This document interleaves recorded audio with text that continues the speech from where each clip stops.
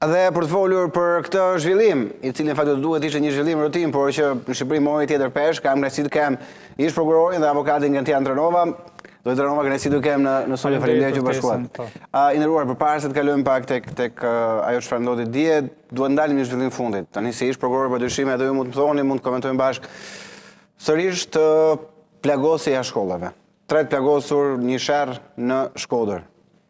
Dhe është ngjarja e dytë, për fat të keq, pak javë më parë një i ri ndroi jetë në Durrës, një vit më parë Martin Cani po ashtu në Tiranë, po konfliktet e shkollave. Një problem i madh, një plagë e madhe sociale në Shqipëri që vjen për shumë rrethana, për shumë arsye, nuk mund të themi që ka një arsye të veçantë që është edukata në familje, është problemet familjare që mund të kenë këta fëmijë, mënyra se si rriten, mjedisi shoqëror në familje, mjedisi familjar, shkolla në pjesën tjetër, pamundësia që jashtë orarit të shkollës të aktivizohen me aktivitete sportive apo kulturore, pra është, domethënë, sot prindërit paguajnë që fëmijët e tyre të shkojnë të bëjnë një aktivitet sportiv jashtë orarit mësimor, duhet paguajnë për kalçetët, për palestrat, pra nuk ka mjedise ku fëmijët të kalojnë kohën e tyre në mënyrë të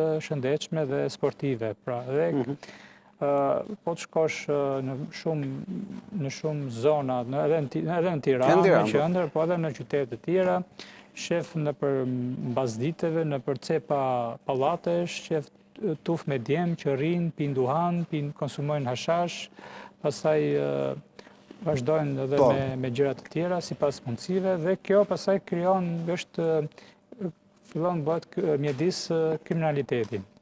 Dhe shkollat janë të mbyllura, ambientet sportive që kanë shkollat janë të mbyllura, nuk lejohet që të futen, të shkojnë fëmijët që të harxojnë kohën e lirë, se jo të gjithë fëmijët do studiojnë, të rinë tetor në studime dhe në shtëpi.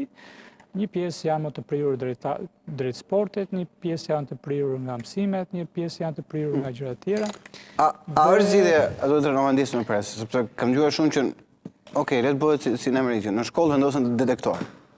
Po nuk është çështja e vendosjes kamerave. Sepse jo, fakti që po hyre me ai që e ka thikën, hyn edhe shkollë me thikë, pra nuk është se ai e lë diku jashtë edhe e merr. Dakor, masat e sigurisë janë një aspekt i kësaj gjithë, por nuk është e vetmja gjë që duhet të zgjidhur, sepse këto në shumë raste konfliktet dhe sherrët bëhen mbas orarit mësimit, dalin nga mësimi në rrugë atje dhe kryen ato veprimet, ndërsa aty në shkollë ndoshta është më vështirë, sepse janë dhe mësuesit aty, janë të tjerë të pranishëm, dhe zakonisht ato veprimet e dhunshme nuk i bëjnë aty, domethënë ambientin e shkollës, më shumë pjesa më e madhe e rasteve këto veprime bëhen jashtë shkollës. Dhe si thua, kjo është një kujdes që duhet të ketë gjithë shoqëria, jo vetëm institucionet shtetërore, se duhet të bëjë pjesën e tyre normale, po edhe shoqëria, familjet, përkatëse, rrjetet sociale, pra TikToku dhe të gjitha ato që japin filma të dhunshëm, dhe para që promovojnë dhunën, ose promovojnë veprime jo të shëndetshme nga ana sociale për fëmijët.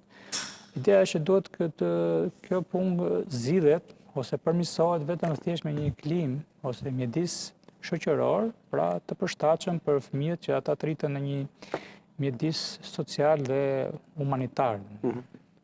Drogës, larg veseve të tjera. Veseve kjo është. Faleminderit shumë zoti Tranova për këtë mesazh, realisht e vlen, ndoshta më është më e rëndësishme kjo ngjarje se ajo çfarë ndodhi dje në KLP.